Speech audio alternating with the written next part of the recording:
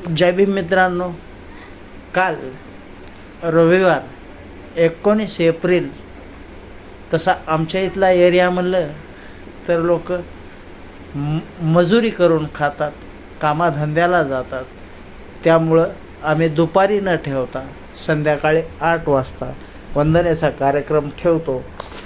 आणि या वंदनेच्या औचित्य साधून एका बाळाचा वाढदिवस होता. तो वाढदिवस आम्ही साजरा करत होतो. खूप वारा, पाऊस, विजांचा गडगडाट होत होता. तरीही वंदना चालू असताना कोणीही जाग्यावरून उठला नव्हता.